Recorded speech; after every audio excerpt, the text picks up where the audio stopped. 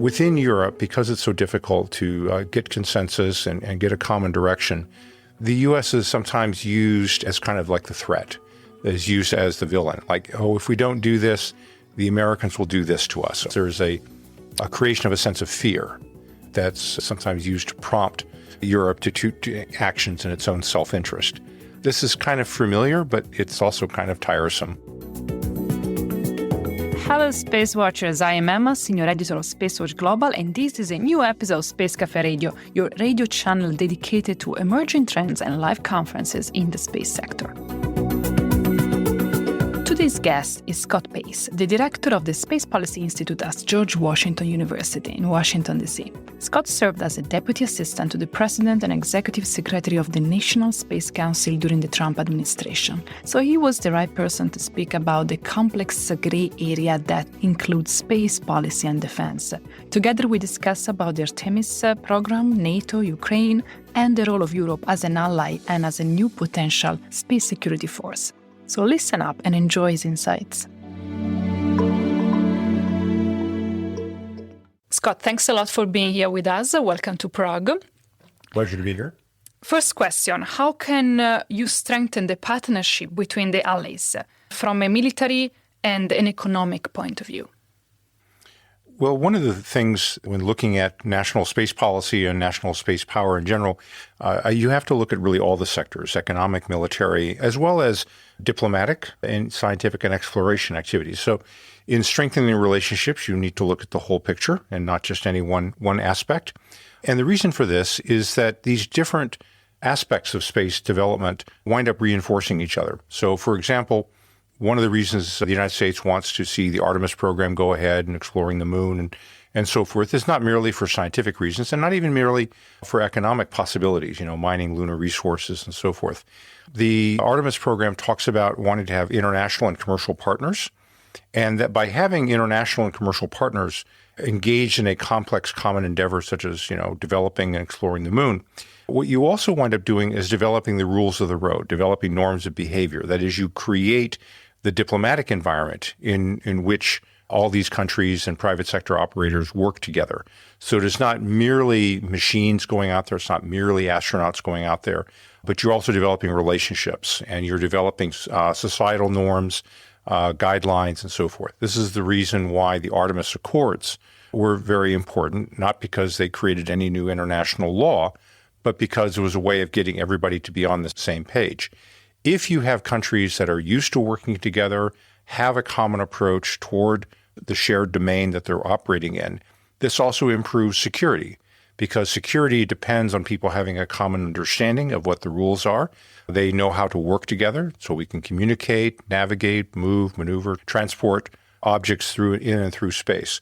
So the most important thing for improving the relationship between the U.S. and its allies is simply to work together. It is to do things that are hard and difficult and to do them together. And then after that, you can start looking at the rest of the menu, whether they be exploring the moon, dealing with space debris, providing military services in different parts of the world. But the first issue is simply to make the commitment to work together. Speaking of work together, which do you think are going to be new bilateral U.S.-Europe flagship projects? That's a difficult question because I don't know that there's going to be any specific bilateral cooperation. We have a lot of scientific cooperation with individual European countries. Obviously, we've worked with the European Space Agency for many, many years. So, of course, the Gateway program and then eventual missions to the lunar surface are probably the most obvious ones. The interesting question, which is not totally up to the U.S. to answer, is the role that the European Union will play in security matters. So ESA, of course, doesn't do security. National space agencies in Europe seem very focused on economic development, although with a little bit of security work, particularly France, I think has been very clear about security concerns in the UK as well.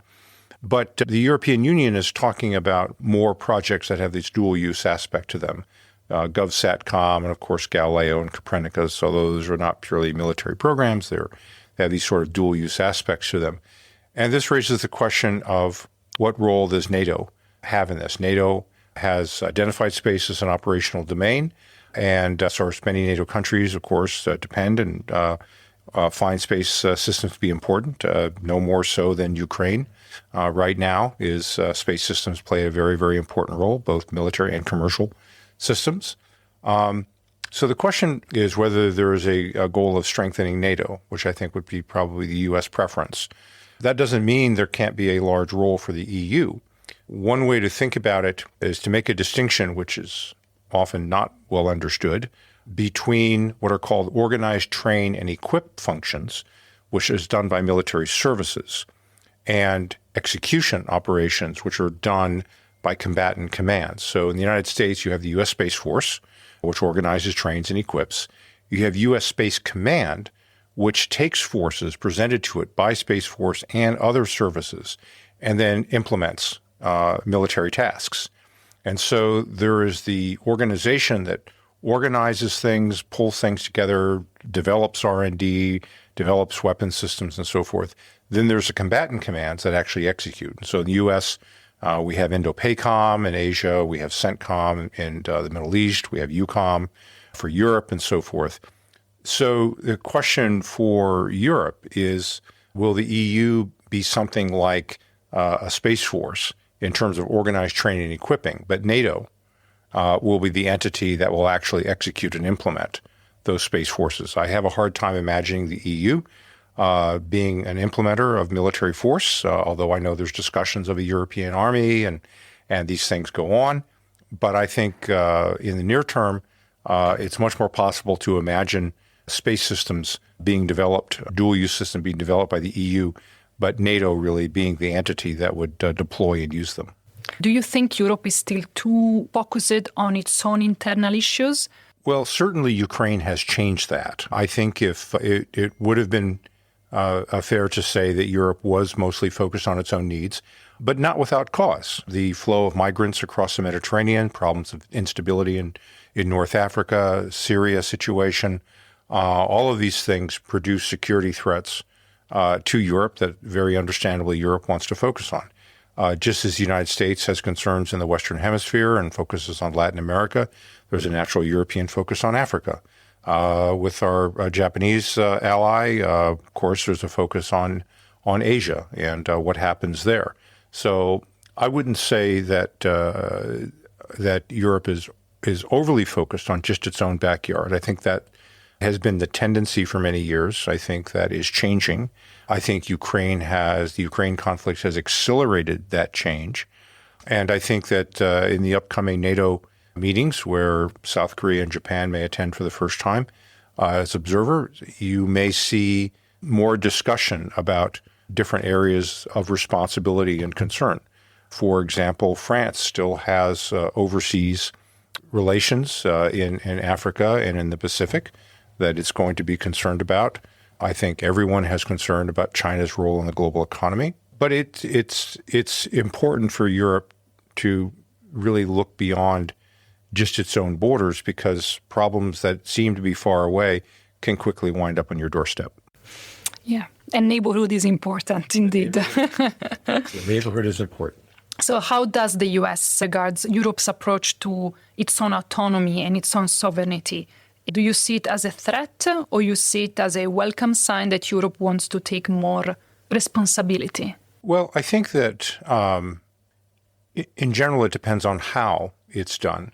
If, for example, there is a greater European commitment to multilateral structures that already exist, such as NATO, and to maintain strong bilateral relationships, which also exist with the U.S., then I think the U.S. can only welcome it.